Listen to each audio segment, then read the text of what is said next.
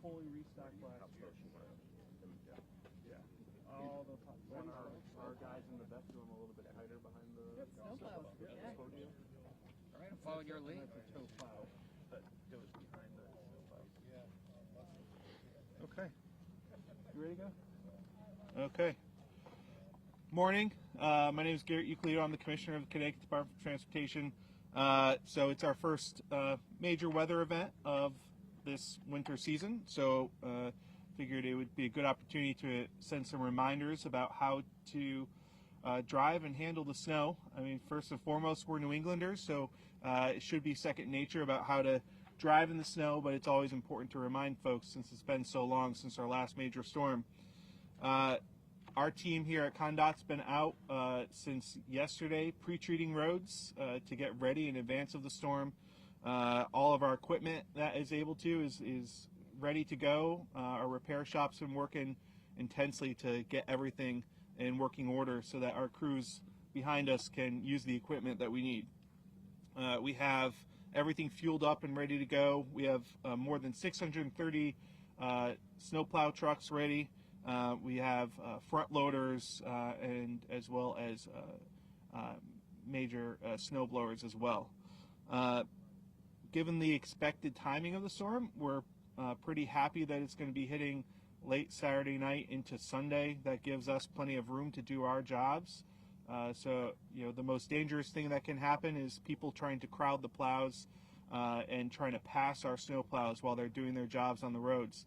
So we're pretty excited it's going to be occurring. Most of the major snowfall will be occurring on the weekend when we're not going to have traffic out there. So my recommendation is for folks not to be on the roads, to stay home, give us our space to do our work, and most importantly, slow down and don't crowd the plow.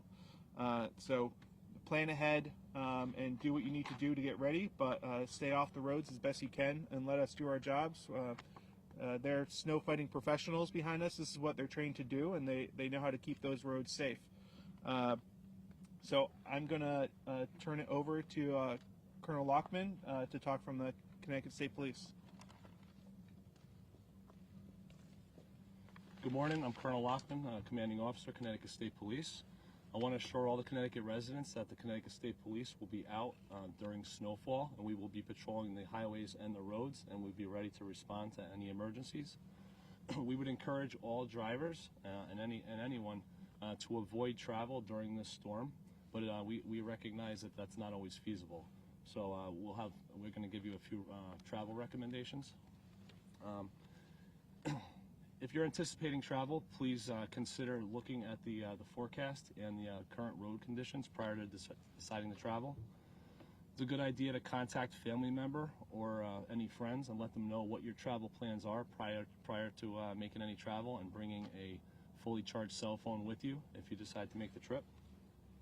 Ensure your vehicle's windshield wipers are operational and that they're working properly and that you have enough gas or battery charge to make the trip. Before entering your vehicle, ensure that it's clear of any snow or ice and that you have sufficient tire tread. While driving, keep your headlights illuminated so you're visible to other drivers, and utilize your turn signals when appropriate. Reduce speed on the snow-covered roadways. They're going to be slick, so in order to maintain control, keep the speeds slow, and that's for your safety and the safety of others. As the Commissioner mentioned, the snow plows are going to be out there. We got to give them sufficient space to clear the roadways, so please be mindful of the plows and keep your distance from them. For the safety of all emergency personnel, whether it be police, fire, the DOT personnel, and tow truck operators, please reduce your speed and move over when you see us assisting other people.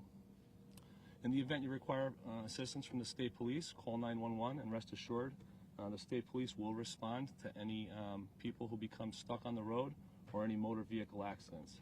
Again, we encourage you to avoid travel, but if you decide that you need to travel, please do so safely. Thank you.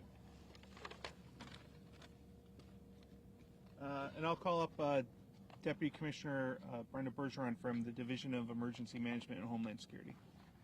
Thanks, Commissioner. Good morning, everybody. I'm glad to be here with some of my public safety partners as we prepare for the first nor'easter of the year. We at the Division of Emergency Management and Homeland Security are monitoring the situation, as we always do. We have regional offices that are engaged with our municipal partners, so if there's anything that's needed from a municipal level that the state can provide to them, they will contact us and we will work with them to make sure that they are able to get the assets and resources that they need during a storm like this. So we stand prepared. We are ready to assist and to support. And I echo all of the things that the Colonel said as far as preparedness. It's always hard when we haven't had a storm for a couple of years to remember those simple driving principles to make sure that we maintain the roads in a safe way during the storm. So thank you very much, and I'll turn it over to Governor Lamont. All right. Well, thanks, Brenda. Good morning, everybody. I think the storm's been a long time coming. Brenda said it's been over 2 years that we've had a storm of this magnitude, 6 to 12 inches. We've got a lot of salt piled up here. It's been piling up for a while. Some shiny new snow plows. As you heard from Garrett, we'll have hundreds of plows out there on the ground. We're working with the utilities. They've got extra crews doing everything we can to keep you safe. I noticed amongst all the equipment, you also have a self-propelled snowblower. What is it? Tesla makes self-driving snowblowers? But we are ready. The folks standing behind me, they've done this before. And I think you got the message loud and clear. Let them do their job. Let them do their job safely. Once the emergency is declared, stay off the roads. Makes it a lot easier, quicker, and safer for us to get the roads plowed so you can get back in the game thereafter.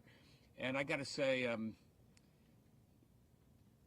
it's also a little bit of mixed feelings. I remember snow days as a kid. You're not going to be missing a day of school, but you maybe have a little bit of sledding. You can go to Mount Sunnyton. You can go to Mohawk. You can go to Powder Ridge. They've had fake snow for a lot of time, and half their lifts have been closed. They'll be opening up, but wait until we get the roads plowed and ready to go. Be careful. We're New Englanders. We know what to do. Thanks, everybody. Open up the questions.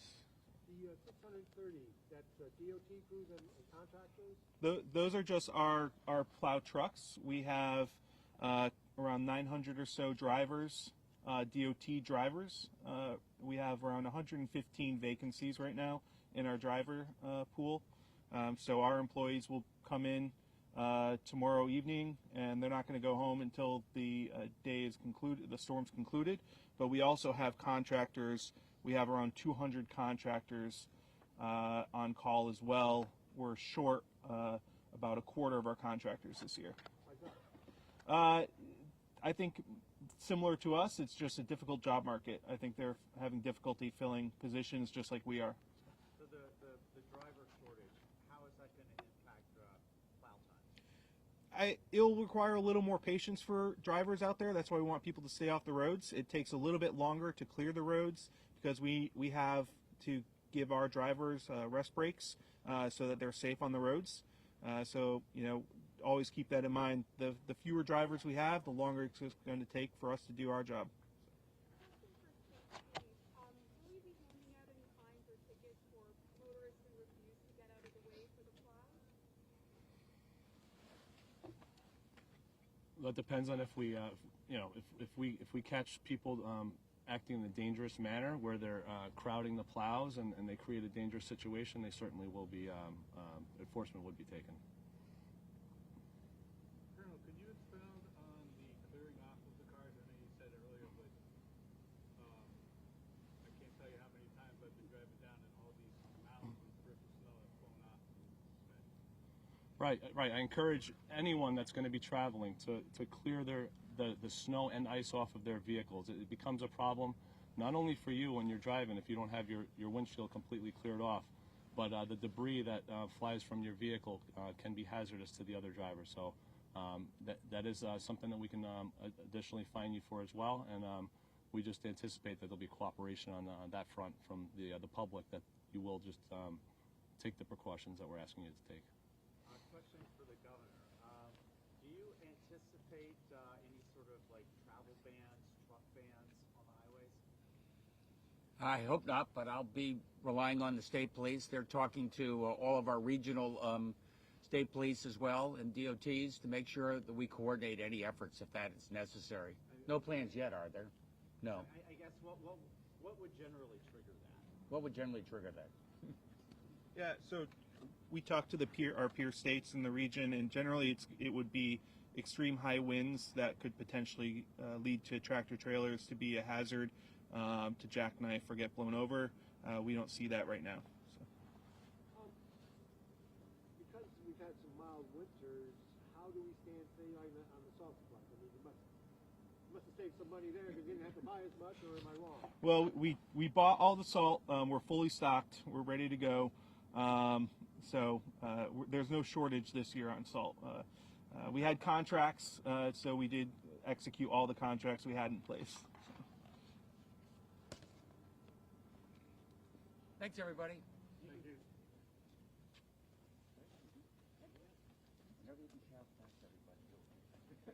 Good advice.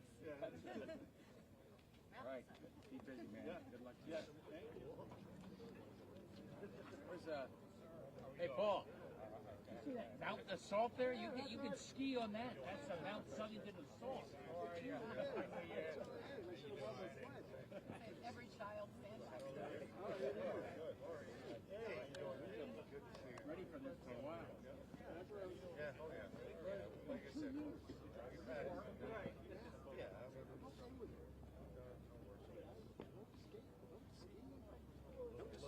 You know we're doing this afternoon?